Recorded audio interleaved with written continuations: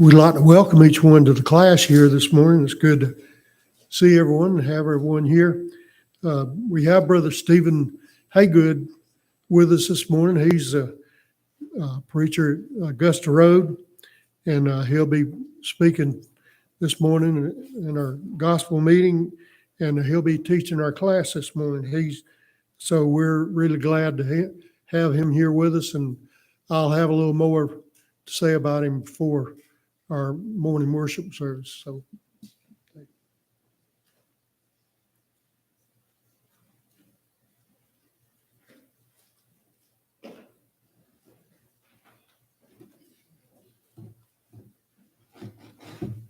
good morning. It is indeed a delight for me to be with you this morning. I bring greetings from the Augusta Road congregation. We are delighted to be your brethren in the faith, to have the opportunity to share fellowship with you. Just for informational purposes for this evening, we have decided to dismiss our services and to worship with you in support of what you are doing. We are so thankful for your faith in the service of our Lord. It is kind of surreal to me in one sense to be able to have this opportunity, not because preaching is something that's necessarily new to me, but because some of the things are probably not exactly as they were. But in the early 70s, my grandfather filled this pulpit for a while.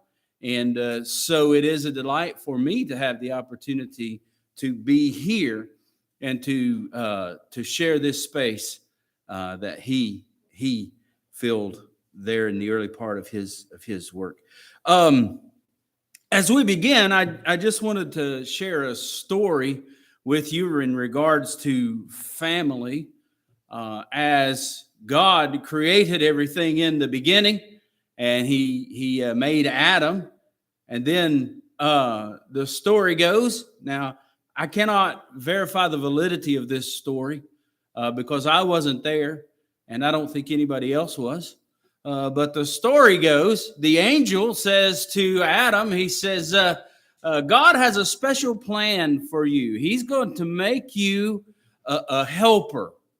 She's going to be beautiful. She's going to love you. She's going to care for you. She's going to wait on you hand and foot when you get done at the end of the day and come home. She's going to give you massages and back rubs, and whenever you're hungry, she'll have something. It'll be like she reads your mind. Everything that goes wrong in your life, she's going to be there. She's going to care for. It's just going to be wonderful. And Adam said, "Oh, that sounds good. Now, how much is this going to cost me?" And the angel said, "Well, it'll cost you an arm and a leg." And Adam said, "How much can I get for a rib?"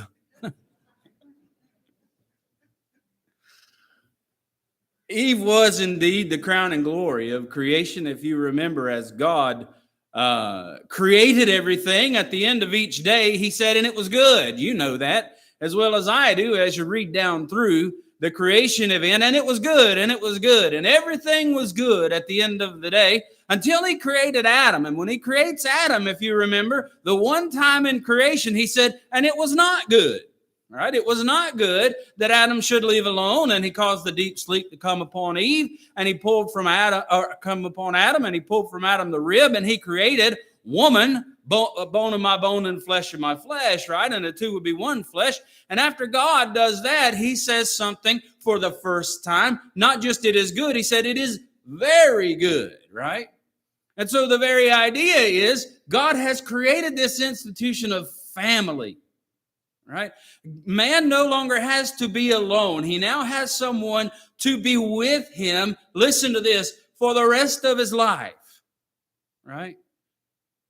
Now, Adam understood that Eve was his wife for the rest of his life. Oh, people say, well, that's because Adam knew he didn't have any choice. Well, neither do you. Right? Neither do you. God intends the same thing for us in our families, That when we're joined together, that we not, and we're going to talk about that, Lord willing, in a little bit, that nothing set that apart. Here's one thing that I may or may not get to during the discussion of this lesson, so I want you to understand it. Understand this, every time that there is a marriage, when that marriage separates, it involves sin. You understand that?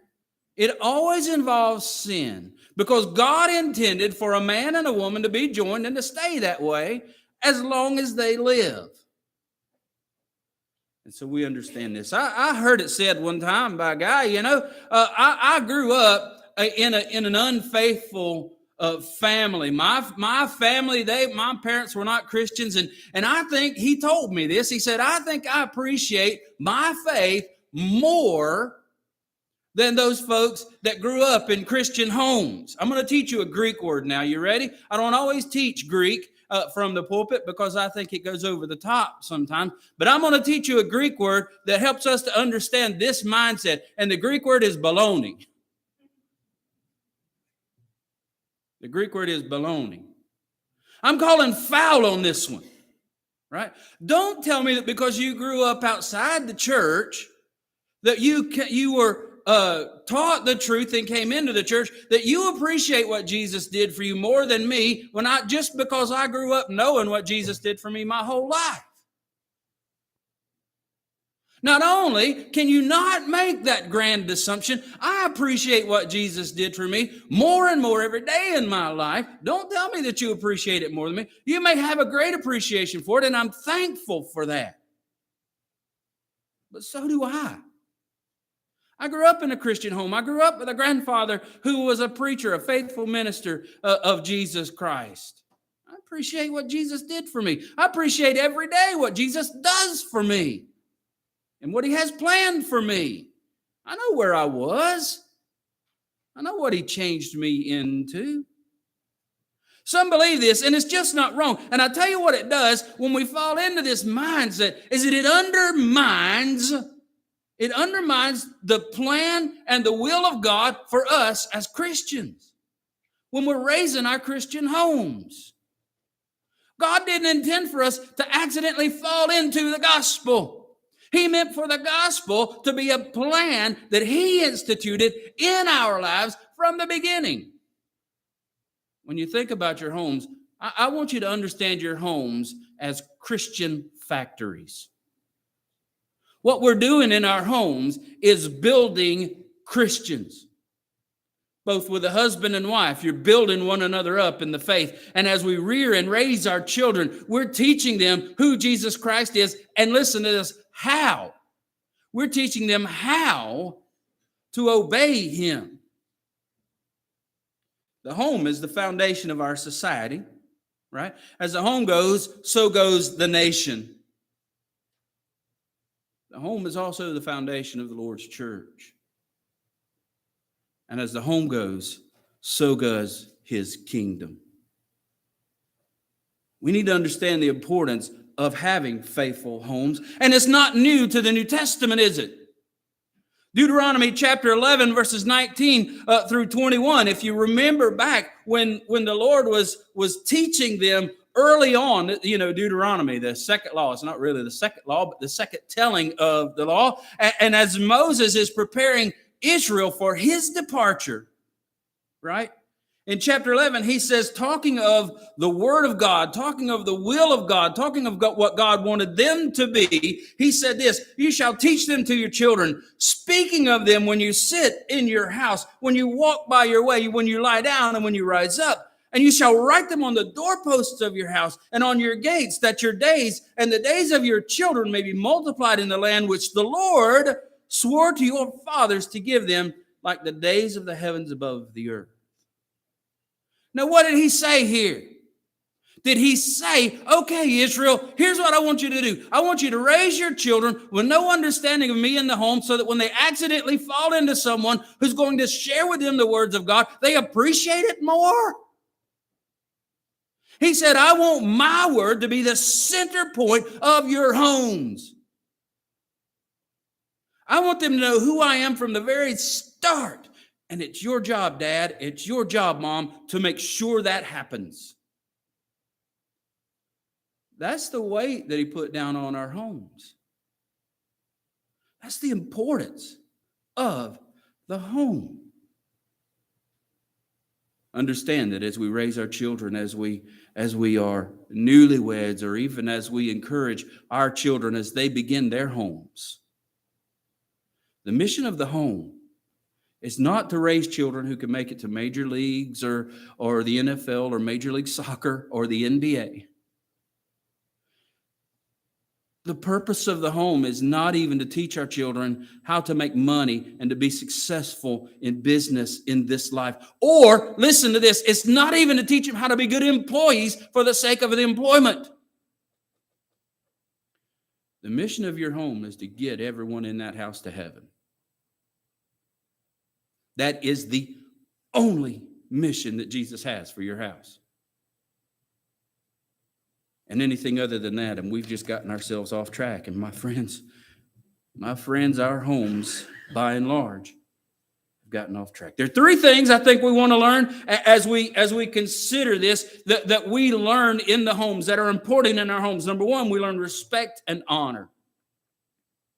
You learn respect and honor in the home. Now, what's the problem with many of our homes today is that there aren't enough parents to learn respect from. Right? When you've only got one parent in the home because our moms and our dads decided that they didn't want to stay together, they wanted to involve themselves in some sort of sin that separated the home, then we can't really learn to respect and honor. Why? Because the one parent is working so hard to feed us that they fall short in teaching us the skills we need to get to heaven. I'm not saying every time you could point to me to anecdotal stories where this person did it and that person did it, but I'm telling you, by and large, this is the way it happens, right? We need to keep our homes together, and we need to keep remembering that we teach our children respect and honor, and that's important. Why? Because that honor for our parents teaches us to honor God. That's where we learn it. Number two, we learn commitment. You are committed in your families. Committed as husband and wife, committed as parents to children, and committed as children to parents. We learn to be committed. We learn to stick to one another in difficult and challenging times. Why? Because that's our only option, just like it was for Adam and Eve. When Eve got kicked out of the garden, Adam, he was going to go with her, wasn't he? Well, of course, we know they got kicked out together. Why? Because they participated in that evil deed together, right? Where she went, he went. Where he went, she went. There wasn't another option for us. Hey, we got kicked out of the garden. You want to live on the east side? I'm going to go over here and live on the west side. They didn't say that. Why? Because that's my helpmeet. That's my wife. That's my husband. We may not always agree, but we're together. We're going to stay together. We got to learn commitment in our homes. And finally, love. Love. What is the first time a human being experiences love? Where are they? Yeah, they're typically in the cradle, aren't they? They're typically in the cradle. And they look up at that person who's providing everything in life for them. And that person that's providing everything in life for them is their whole life. And that's who they love. That's who they love. What are the greatest commandments? Jesus said when he was questioned. What's the greatest commandment? To what? To love the Lord your God with all your heart, soul, mind, and strength, and to love your neighbor as yourself. How do you learn to do that? You learn it at home. You learn it at home. My friends, I know that people get all caught up in politics, and I've been guilty of it myself. And every once in a while, I'll catch myself watching some politically based thing on Facebook, and I get about halfway through it, and my blood starts boiling, and I think to myself, what are you doing? Why are you putting yourself through this? I'm going to make a statement to you that's going to be maybe controversial until you think about it, and hopefully you'll come to the same conclusion. Politics are not the problem in our country. Politics are a result of the problems in our country. The problems in our country are hearts that have turned away from God, and our hearts have turned away from God because our homes are not what they ought to be. You want to turn around this country? Forget about what's going on in Washington for a while and worry about what's going on in your house, and help your neighbor with what's going on in their house, and help your children with what's taking place in their house. We fix the homes. We fix the country. But we ignore the real problem. And there are not enough Band-Aids to fix what's taking place. There are not enough votes to elect people to do the things that we need to be doing as parents. It's just not there. Each of these things we're going to look at as good and important and essential to being good citizens on earth and in the kingdom of Christ. So let's get started. I know time is limited here. Let's get started. Let's first learn that one of the things we learn in our homes is respect and honor. I know you think, well, what's the difference? Well, there's a slight difference, and I'm going to suggest to you the slight difference is this. Respect is a feeling of deep admiration for someone or something elicited by abilities, qualities, and achievements. You like that definition? I didn't make it up. I looked it up. Right? Honor, listen to this. Honor is great esteem. Here's what I'm suggesting to you. Respect is what we should give to everyone if at all possible. Honor is a higher level than that. Honor is that next degree of respect. When you take it to another level, right? Honor is that higher degree. You respect your elders and honor your parents, right? If I'm going down the road and I see someone who's older than me that's struggling or dealing with something, and they ask me for something, there's a certain level of respect due to them, right? And you see this in other countries, probably a little bit more than you do here. I've been on a few trips even to China. And when you're in China and someone who has white hair gets onto a bus or a train, anyone who's younger gets up. When that person with white hair is seated, then you will sit around them. But the person with age on them is respected, right? They're respected. But you honor your parents, and honor is different. Ephesians chapter 6 and verse 2 says that children are to honor their parents in the Lord, right? For this is right, that it may be well and you may live long on the earth. How do you live long on the earth? What was the Old Testament punishment for children who did not honor their parents? Do you know what it was? It was stoning, right? If you had a rebellious child, they'd take you out of the camp and they throw rocks at you till you're dead. That's what stoning is. Honor your parents. Jesus, God, took this seriously, didn't he? This concept of honoring. To respect is to do what you're told by someone who has some level of authority over you, right? A police officer pulls you over. I see these videos all the time. I'm exercising my right not to blah, blah, blah, blah, blah. Listen, I'm not a lawyer, so if you get in trouble for doing this, don't blame me. But here's the thing. If a policeman pulls me over and says, can you identify yourself? I'm taking my driver's license out. I'm saying, here I am, here's my address, here's whatever you need because you have the authority over me and you got a gun. And I'm not going to make either one of our lives more difficult than it needs to be. Right? I can't get in jail, get in trouble just for telling you who I am. But I can get in trouble at times for not telling you who I am. I'm going to respect your authority, right? That's the concept, the idea of respect. We respect our parents. And let me tell you how this works. Honor is that next level, remember? And here's how it works. Here's how it worked in my life. I'll just tell you this. When I was growing up, my dad believed in corporal punishment. Corporal means corporal as in pertaining to the corpus, the body, right? Corporal. In other words, he believed in whipping. Right? And I suppose I came out okay. I turned out okay. There's nothing wrong with me. I'm not a serial killer or anything, unless it's a bowl of Fruit Loops. I understand right from wrong because I was taught it, right? But here's the thing. When I was doing things growing up, when I was really young, I had in the back of my mind, if I do something wrong, my dad's going to whip me. Right? And that was a motivator for behavior.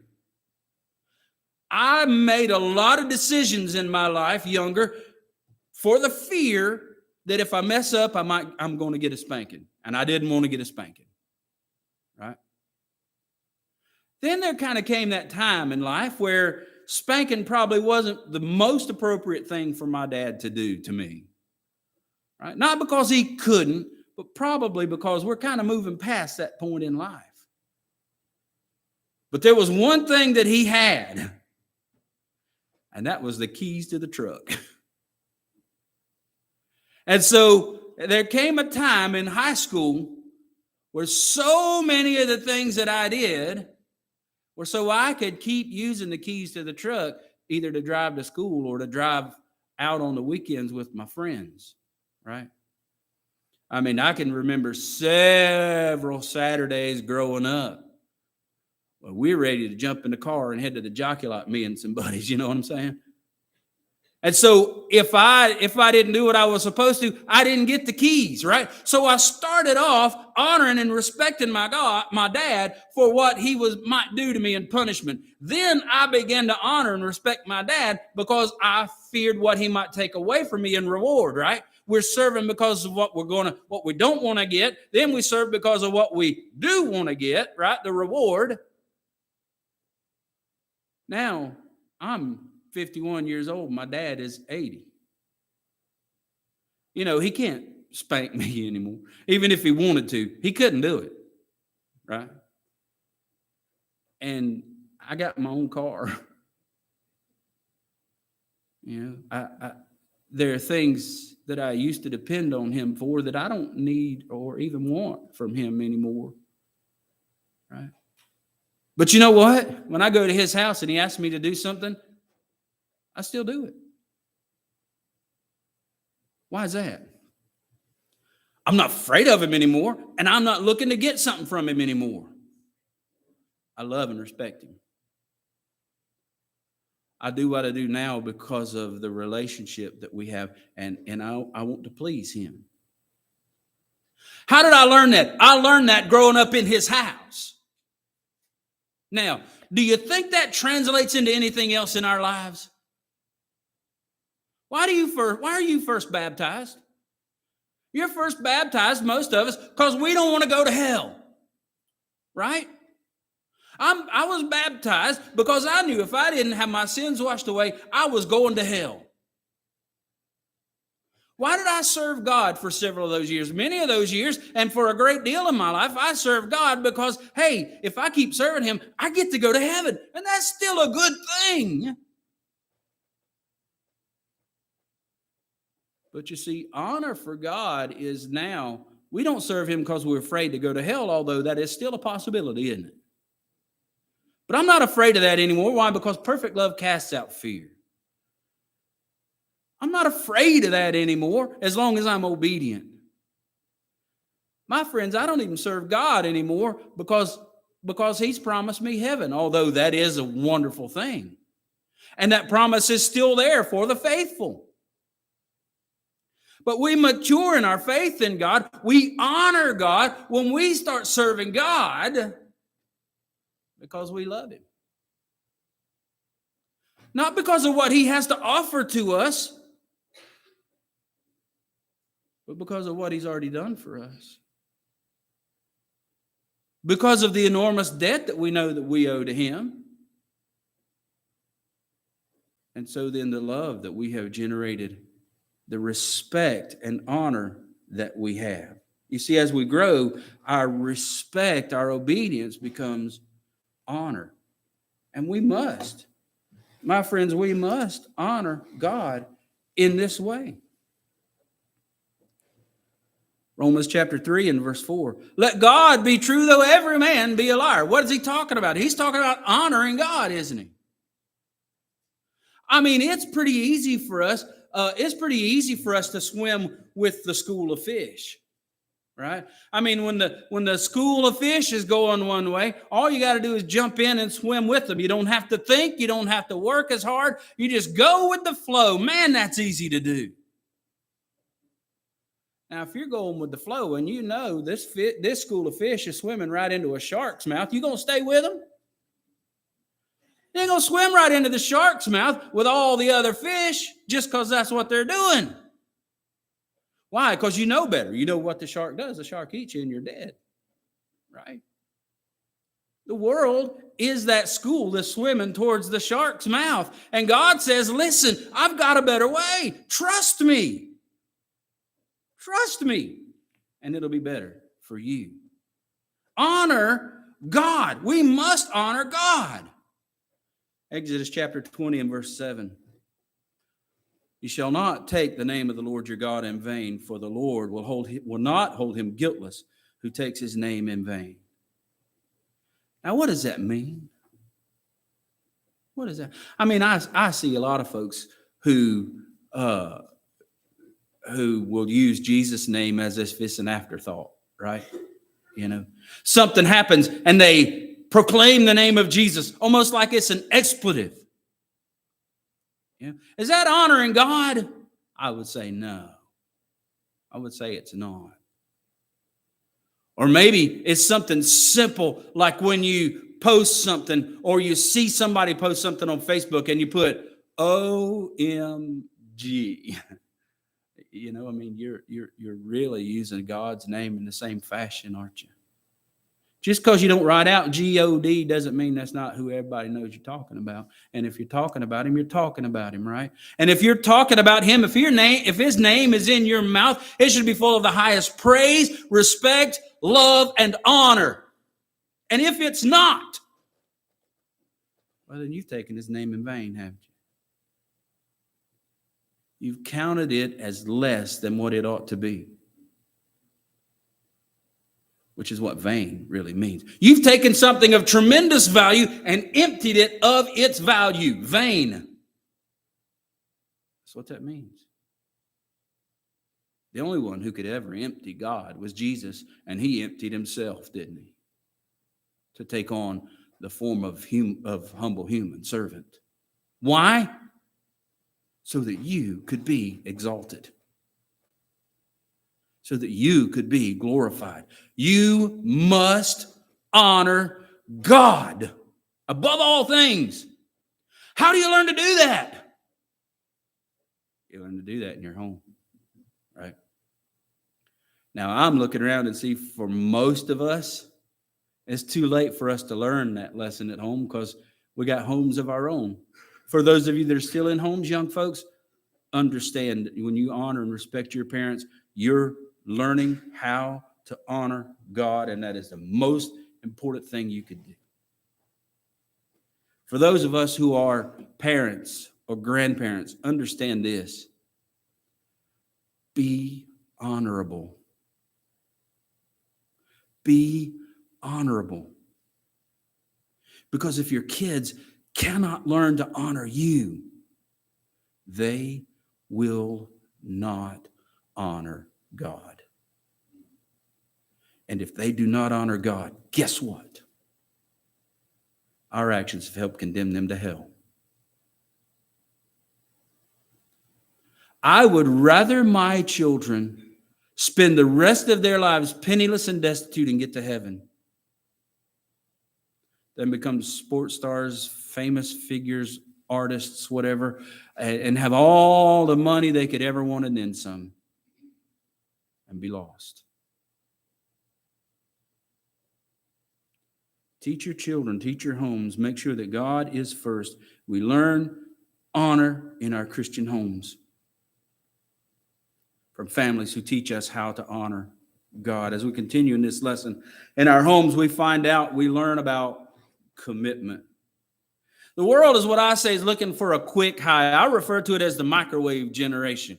You know, I grew up when I was younger, and many of you are familiar with stories like this. It seemed to me like when I was growing up, we were always waiting on the potatoes to cook, right? Everything else is ready. We're just waiting on the potatoes. I hated that phrase Because when you're a 8, 10-year-old kid, you don't care if there's potatoes. Let's just eat, right?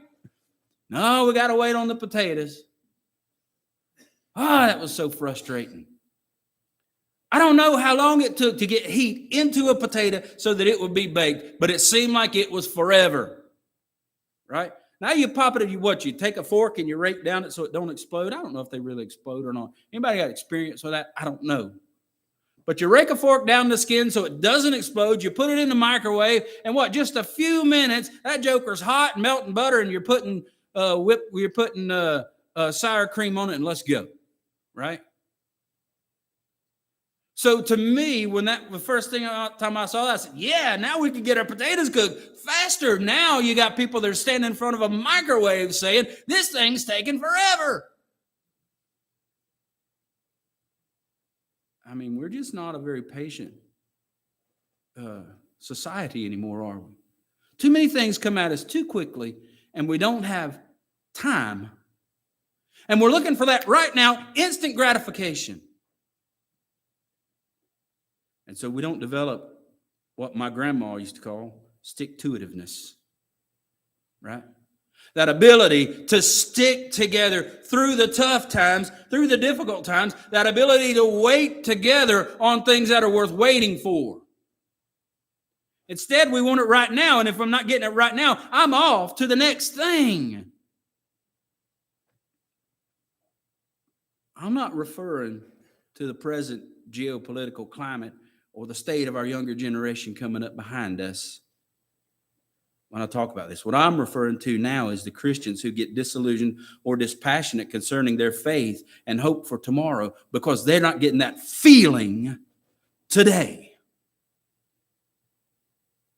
We learn to stick together and hold on to our hope in our homes. Why? Well, because just like Adam, we don't have much choice, right? This is my wife for life, period. Now, the good thing for me is I've not been the perfect husband. I've got some flaws. I've got some things that have been wrong here and there. I've got some things that my wife is working on for the last 30 years. Some of them she's probably corrected. Some of them she still pulls her hair out on. But she's still waiting and working. We're still together through the challenges and despite the difficulties that I've caused in her life. She still stands with me, right? Because she knows she probably could have done better. But this is a choice she's made, and she's going to make it work. And so we're together forever. Matthew chapter 19, verses 4 through 6. Here's the passage we're going to read that you're familiar with. I know we go to Matthew chapter 19 and those first 10 verses or so in dealing with it. And everybody looks to Matthew chapter 19 and verse 9, and I understand because that's the place where the most controversy, and that's funny because that's the most plain language that God could have used in a passage, and we confuse it so bad because we want it to say what it doesn't say many times.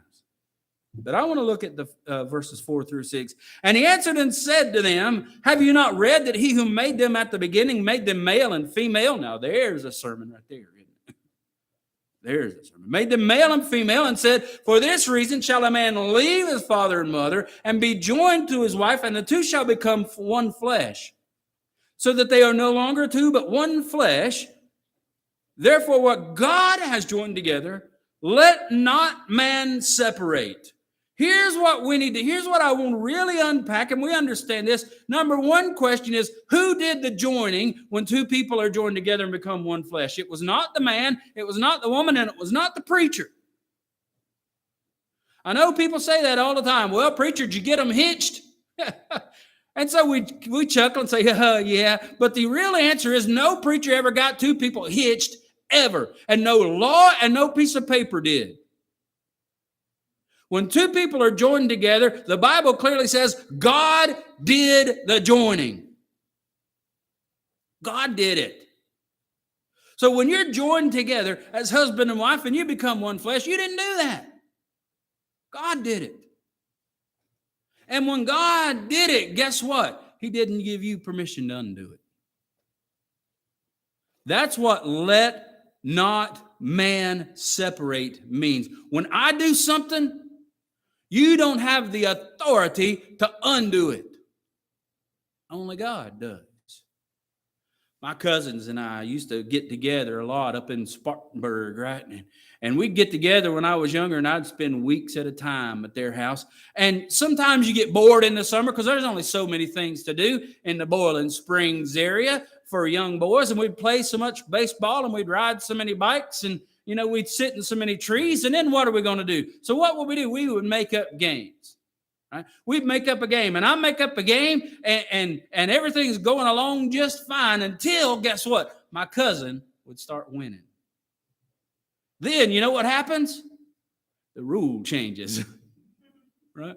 It's going to change to favor me. Why can I do that? Because it's my game, and my game involves my rules. The home, marriage, guess what? God made up that game.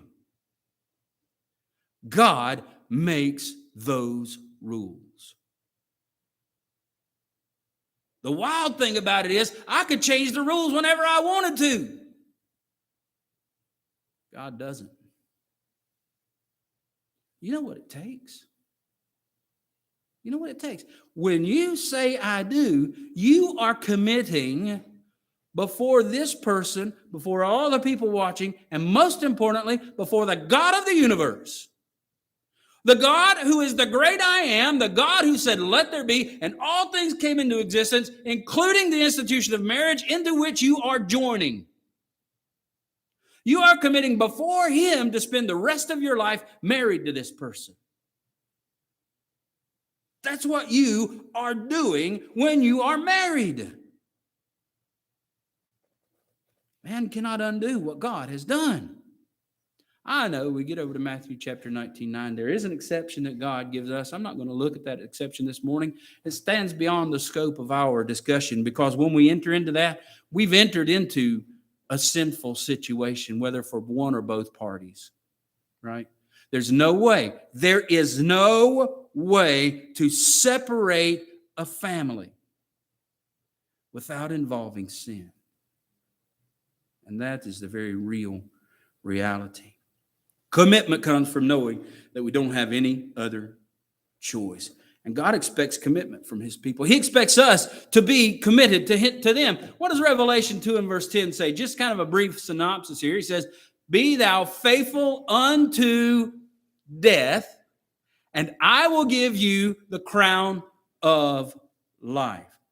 Now, let's break that phrase down just a little bit. Be thou faithful unto death. We understand, I think, what faithful means. Faithful means committing ourselves to God, doing those things that God has expected, just like we commit ourselves to our spouse, and we do those things necessary to build this relationship. Being that level of committed to God. Be thou faithful. How long? Unto death. Now, a lot of times we read that, and we read that word unto death, and we read that as an until, right? And that's easy to do because it also stands to reason that our commitment to God must be faithful until we die. That is a true statement, and it falls within the scope of this verse. So I don't think it's wrong to understand this passage as saying you have to be faithful until you die. But that's not the full scope of the word unto. You see, we are baptized unto remission of sins. You see what I'm saying? The blood of Christ was shed unto forgiveness of sins. Unto doesn't mean just until. We're not baptized until our sins are forgiven, are we? We're baptized unto, or this is a cause leading us unto or into the forgiveness of sins. Right? Unto indicates a direction towards a goal. Be thou faithful unto death means you are faithful to God unto, in the direction of your death. What does that mean? It means somebody standing over you with a sword, with a knife, with a gun, with a bomb. Deny Jesus Christ? No, I will not. If you teach this in the name of your Lord, then you are going to prison. Throw me in jail. I told the elders when I got hired at North End congregation up in West Virginia, Parkersburg, West Virginia. I told them the time may come when I go to jail for what I am teaching from the scriptures. And their question was, so then you want us to come bail you out? And I said, no, sir. I want you in jail beside me. I want us to have that same conviction. They'll have to arrest us all. Because we are committed to Christ. We have said, God is true and the whole world is a liar. And we will not be moved from this position.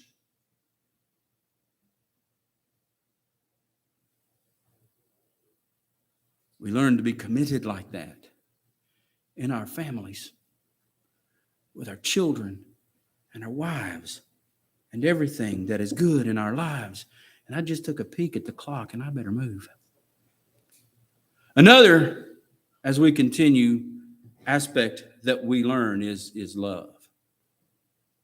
Probably going to spend the least amount of time on this, although it's probably the biggest discussion that we should have. Love is the most misused word in our language. We are going to have a time of fellowship afterwards. I love fellowship, and I love fellowship in the church because many times fellowship in the church means a fellowship meal, and I love fellowship meals. Right? You see? I love Hershey chocolate bars. They don't love me. That's why I'm as big as I am. Right? Because I love the wrong things in life, and they have the wrong effects on my waist. Love. I love my wife. I love my wife. Now, if you were to offer me a chocolate bar or another day on this planet with my wife, I'm going to take my wife every time. I mean, I was hoping I'd get an amen from some of you guys. I'm going to take my wife. Right? I'm going to take her over anything else, but I'm going to take her over anything else but my God. Right? And the reason we have such a special loving relationship is because she views it the exact same way. Right? Okay, I get it. The word so often gets confused. The Bible has two words that we often refer to, or that we most often see. One is phileo, this concept of brotherly love. Romans chapter 12 and verse 15 says, rejoice with those who rejoice and weep with those who weep. That's an expression of phileo. I know there are people that like to give these things measures of degree and say, well, one is a greater love and one is a lesser love. Remember that Greek word that I told you earlier? Baloney? I believe that stands here. I don't believe there's a degree that because agape love is a decision love, that it's more important than phileo love. Otherwise, Romans 12 and verse 15 is a problem for me. Because Romans 12 and 15 is an expression of phileo love. You can't weep with people that are weeping unless you feel that brotherly love. You don't rejoice when they rejoice unless you feel that brotherly love. We don't like that term many times because it involves our emotions. And we say, oh, no emotions. Did not Jesus express emotion in his life? Didn't he weep in John 11, verse 35? Didn't he feel great groanings within his spirit? Didn't he have compassion? You look throughout Luke and look at all the times that Luke refers to the compassion of Jesus Christ. There are times when God and his love for Jesus is called agape, and there are just as many times when it is phileo. Right? Don't disengage the heart when you engage love. Right? But don't forget that 1 Corinthians 13 also deals with that agape love, that love that says, I'm going to decide that your needs are greater than my needs. Right? So it's not a one versus the other. It's not a which one is better. It's a you better figure out how to engage both in your life if you want to have godly love, the same kind of love that he had for us. We said earlier, the first person you love is your parents. You look up from that crib and you see those parents, and as you grow, you know, the first person you're ever going to develop an attachment to and a desire to be around, it's going to be your parents. And specifically for most of us, it was our mama. Right? It was our mama. You've seen football players on TV, you know, and they say, I love my sports car. No, they don't usually do that, do they? They say, I love my grandparent. Right? They usually say, I love my mama. Right? Parents, that's where we learn love first. You learn how to place the needs of others ahead of your own in the home with your spouse, with your children. Right? I mean, if you can't place him at least on an even scale with yourself, then you can't do these things that we're talking about. You can't do them. Oh, well, you mean I'm actually commanded to love? How can you command somebody to love? My friends, you're going to have to ask Jesus that question because he's the one that did it. Right? The Holy Spirit is the one that commanded us to love. We just got to figure out how to do it. And it's not that hard. You know how you love other people? You quit being so selfish. You quit thinking the world revolves around you, because it doesn't. The world revolves around Jesus and what he did for you. The world revolves around the debt that you have for Jesus, that you repay him. When you love the Lord your God with all your heart, soul, mind, and strength, and you love your neighbor as yourself. And if you can't do that in your home, you're not going to do it with anyone else, including a God that you have never met. Don't tell me the home is unimportant. Stop telling me that you can appreciate God more when you were not raised in a Christian home. Because I just don't believe it. I just don't believe it. When we have that thought, then we don't understand what a Christian home is all about. We don't understand God's design and God's plan. I'll leave you with a simple statistic that I found that I thought was very interesting. Children are 40% more likely to remain faithful in the home when the mother takes them alone to church. They're 60% more likely to remain faithful when the father takes them alone to church. I want you to get this. They're 80% likely to remain faithful when both parents take them to church. Tell me again. Tell me again. The home doesn't matter. Thank you so much. I look forward to another hour with you here in just a few moments.